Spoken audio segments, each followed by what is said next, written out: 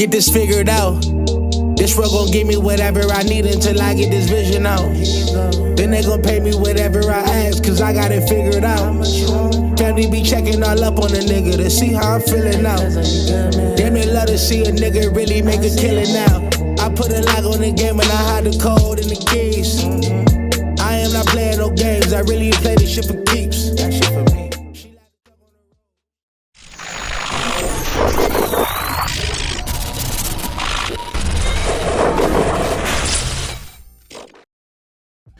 MaddenHeadz YouTube. What's going on? It is your boy, Coach DC, coming back at you today with another video. And today, fellas, we are going to get into why the ball dies out on us, or for me, it's called lead holding. That's why I called it holding the lead. And so what I mean by that is, when you're throwing to your icon of choice, instead of just hitting the button, you're gonna hold it, not for the full, I almost had to sneeze. Not for the full duration, until the ball gets to the guy's hands, but you're gonna hold the lead according to kind of like the throw you're trying to make. So on longer passes, you're gonna need to hold the button longer. And what that's going to do is it's going to give it velocity. It's going to give it hopefully the proper trajectory. And what I liken it to is back in the old days of NBA Live, when you had to shoot with the button. And it's like, in certain shots, in the corner shots, it was a shorter lead hold. Top of the key, it was a longer lead hold, in the pockets, and so forth and so on. And so really, that's what throwing is. Throwing on this game it's part of the directional thing, but a lot of it is how long do you hold the button from the time you push it up until the time that you click to your wide receiver to go into your actions to try to make the catch. If you do that, some people don't click on to their receivers. I'm a person that does, and so for me, it's always like a matter of timing. And so in order to get the ball through zones, like you just saw right there, or, to get it by defenders and for it not to lose its steam, or enough steam, for the ball to get to where it's supposed to go, because every ball is going to lose steam, it's at some point, generally if it keeps flying, but until it gets to its target. But like when you see me just push the ball through the back of the end zone like that, that's a longer lead hold. You want to hold the ball, hold that lead from the time, like I said, the time that you start making the throw. So as I'm throwing to, I don't know if that was circled or X or whoever it was right there, but as I'm throwing, I'm holding it, and then once I see the ball once I see the ball start its downward trajectory, then I go into my click on the deeper passes like that, especially on some of these post routes, because the post routes are kind of tricky to throw in this game, especially if there's a over the top, like a one high safety or something like that. Sometimes you have to try to throw it in that little pocket or in that window, or if it's one of those longer routes and they run beside the guy, you have to hold that lead, to get the ball kind of out of harm's way before you go into your click on phase, unless you just have one of those quarterbacks with all the extra stuff on them, like the set feet lead and all that kind of stuff. But really, to me, that's actually when you get your feet set. Every quarterback has set feet lead. It's like you just really have to understand your throwing mechanics. If you understand your throwing mechanics, every quarterback has set feet lead. Go get the latest virtual session. Yeah, it has a whole bunch of stuff in there about, just really getting to the throws and really putting the ball into the places that you need to put it into. It's freeform 3.0. So a lot of this stuff with the freeform, sometimes I get it, sometimes I don't, and there are reasons behind that. So if you want to know, go get that video, because it will clear up a lot of stuff that you've been wondering about freeform passing.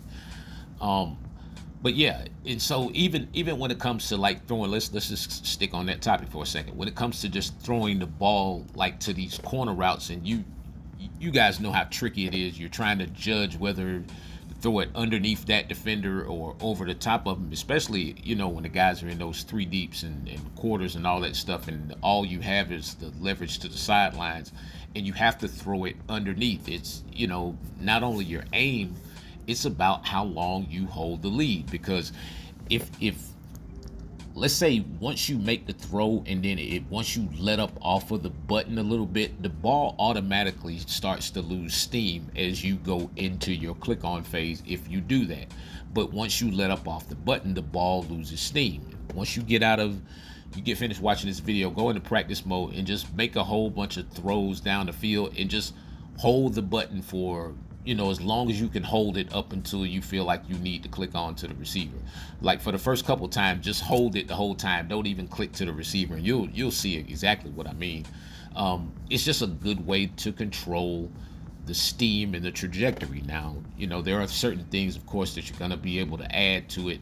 One thing I always tell people, oh man, look like he did the like he did the prime.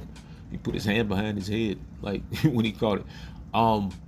One thing I've told people over the years is, yeah, it does not hurt to add, especially on your deeper passes, if you are going for distance or just pure velocity. It does not hurt to add a little bit of R2 to your passes. Yes, add the right trigger to a little bit of your passes. Right. You try to time it out as the ball kind of comes out of your hands, and you'll see, like on this is a pass right here with on it. You see that you get that extra little distance, and the longer you hold the lead, go back and look at that replay and see when I clicked on. I didn't click on until the ball practically was coming right down to him when the ball, right as he crossed the goal line, so that was a longer lead hold. And then passes like this, you want to hold it, you see where I click on it, click on. Once I see the ball clear that defender, yeah, okay, now the ball's coming to me, I can click on. Just start to measure it, even on the curl routes and comebacks and stuff like that. You can kind of use that to your advantage to be able to cut the route off a little bit early, and just if you can throw the ball at the right leverage against against man-to-man, the curls are, I've been saying it for years, man, the curls are the most deadly route in Madden by far. It's not even close. The curls can actually, they can win you a game if you're just willing to stick to them and you have your game plan right.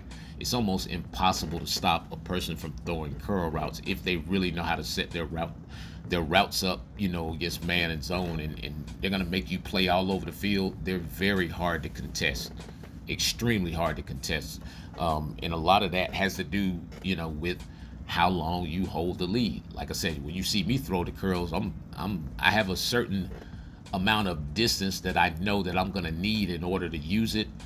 I